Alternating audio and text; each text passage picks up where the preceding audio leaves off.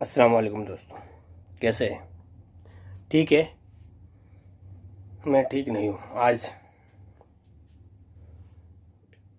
देख करके और हालात सुन करके बहुत ज़्यादा दुख हो रहा है और बोलने में भी अच्छा नहीं लग रहा है, क्योंकि कुछ भी हो है तो हमारे देश ही की खबर है ना। अपने ही घर को के बारे में बताना अच्छा भी नहीं लग रहा है, लेकिन हकीकत है, बताना ज़रूरी है। सच्चाई छुप नहीं सकती है। तो सच्ची बात यह है कि अब इस वक्त, जैसा कि आपको भी मालूम होगा, पूरे देश में इस बारे में लोग मोर्चा भी निकाल रहे हैं अलग अलग। ख़ास तौर से उत्तर प्रदेश में बहन बेटियों का, छोटी छोटी बच्चियों का रहना भी मुश्किल हो गया है। आपने वो जो वारदात हुई है वो तो सुनी होगी गुड़िया के मामले में। अफसोस की बात तो ये है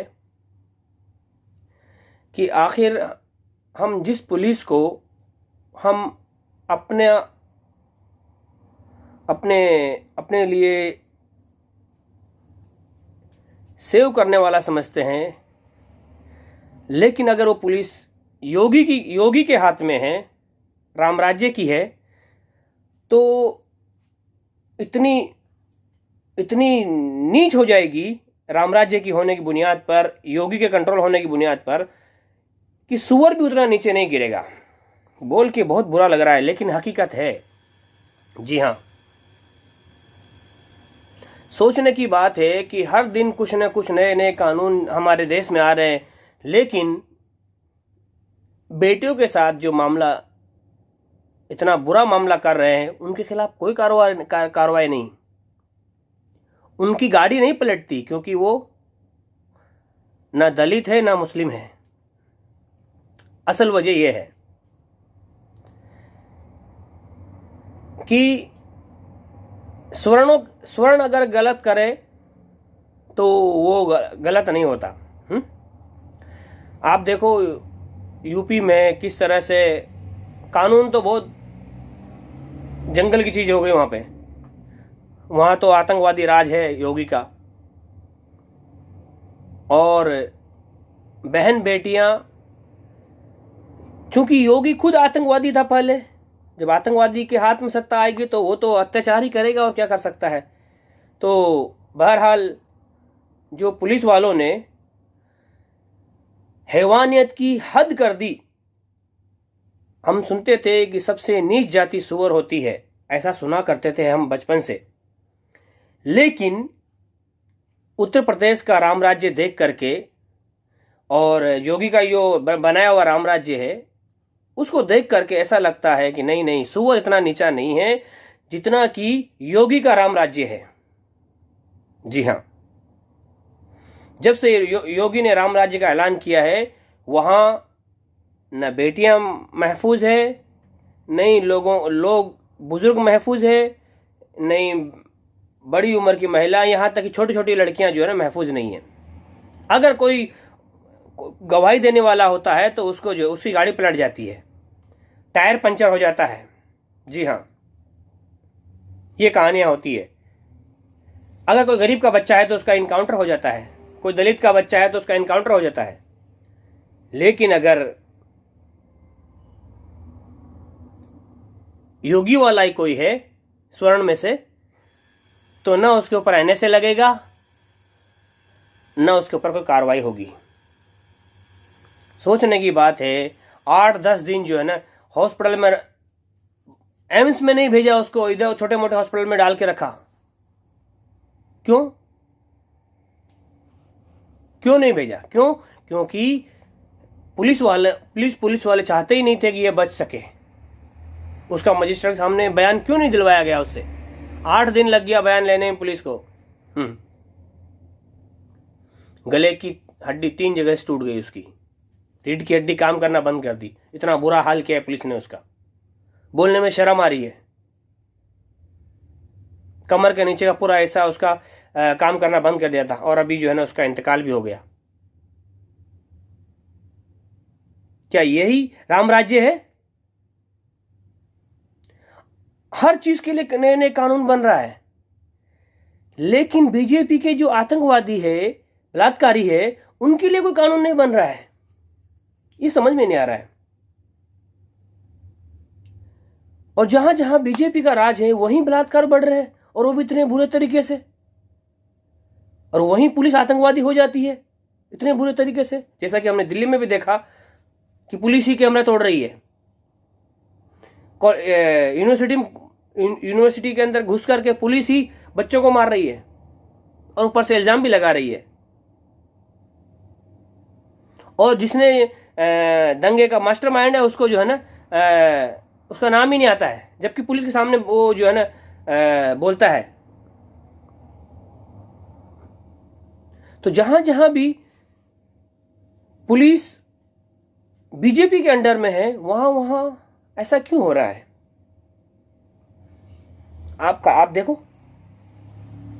अभी बिहार में 2 दिन पहले 3 दिन पहले बिहार के जो किसान हैं उन लोगों ने प्रोटेस्ट किया, तो बीजेपी के कार्यकर्ताओं ने क्या किया?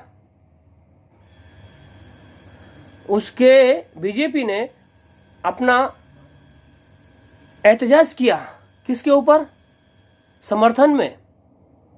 और खाली एहतजाज ही नहीं किया, सिर्फ प्रोटेस्ट सिर्फ नहीं किया, बल्कि नरेंद्र मोदी के नारे लगा करके उन लोगों को, जो किसान थे, मजदूर, वो लोग अपनी मांगी सरकार से रखने आए थे, बीजेपी के आतंकवादियों ने उनको लाठियों से जमकर पीटा और नरेंद्र मोदी जिंदाबाद के नारे भी लगाए। और मैं उन लोगों से कहना चाहूँगा,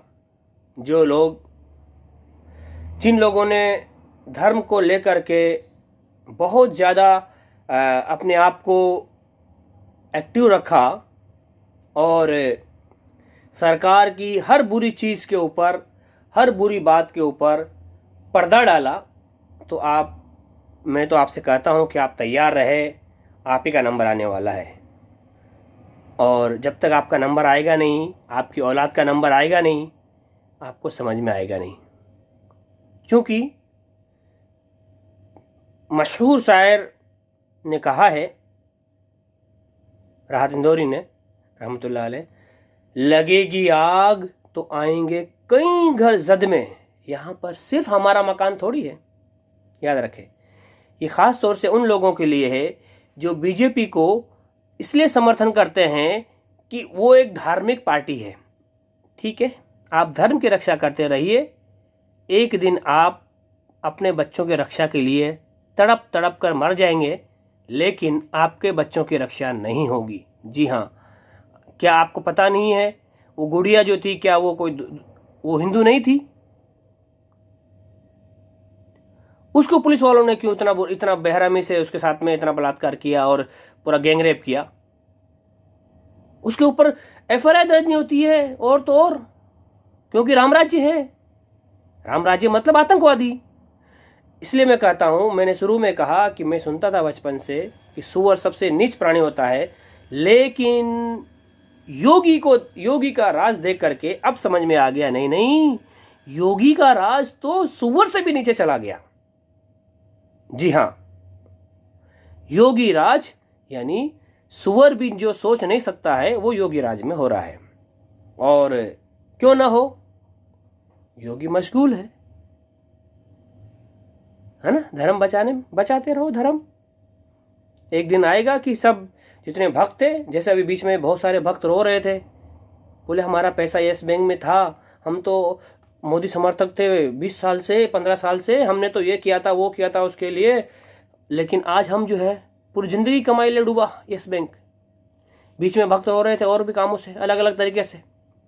बीच में वो उधर बिहार में भी जब ऐलान हुआ था ट्रेन का बेचने का, तो उस वक्त भी कितने सारे भक्त निकले थे उसमें।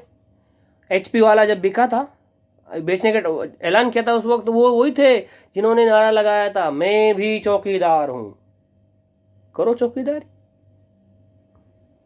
करो चौकीदारी। एक एक आप याद रखो, उसने सबका साथ सबका विनाश करने का जो आप समझ रहे हो सबका विकास होगा, ये नहीं है, सबका साथ सबका विनाश करेगा। जी हाँ, बीजेपी आई ही इसलिए है कि एक साथ सबका विनाश। लेकिन टॉप पे मुस्लिम रहे, दूसरे नंबर पे दलित वगैरह, और तीसरे नंबर पे किसान, तीसरे नंबर पे स्टूडेंट, चौथे नंबर पे किसान। इस तरह से सबका नंबर आएगा। और याद रहे, आप धर्म बचाते रहिए, घर में आपके घर वालों की हिफाजत करने कोई नहीं आएगा, क्योंकि पुलिस के पास अगर आप चले गए तो गुड़िया का हाल मालूम, याद रखना। ये उन भक्तों के लिए है जो लोग यूँ कहते हैं कुछ भी हो जाए मैं वोट तो मोदी को ही दूंगा। देते रहो, देते रहो, तुम्हारे घर में घुस के यही पुलिस वाले कल को आएंगे, याद रखो। और हाँ, आज मैं न सब्सक्राइब करने को बोलूँगा, ना लाइक करने को बोलूँगा, ना शेयर करने को बोलूँगा, लेकिन हाँ, जो भी इस वीडियो को सुन रहा है, देख रहा है, मैं सिर्फ उसको इतना कहूँगा कि आप दिमाग को खोल करके सोचो, कल को आपकी नस्ल के बारे में क्या होगा। आपकी नस्ल क्या बन रही है, आपकी नस्ल कहाँ जा रही है, बीजेपी ने उसको क्या बनाया है, क्या दिमाग में भरा है, कल को क्या होगा उसका। वही जो विकास दुबे का हुआ है, या वही आप वही चाहते हैं, या फिर ये चाहते हैं कि वही हो जो गुड़िया के साथ हुआ है, बेटी के साथ। इसलिए इंसाफ मांगे, इंसाफ के लिए बाहर निकले और बीजेपी को लात मार के भगाए। जय हिंद।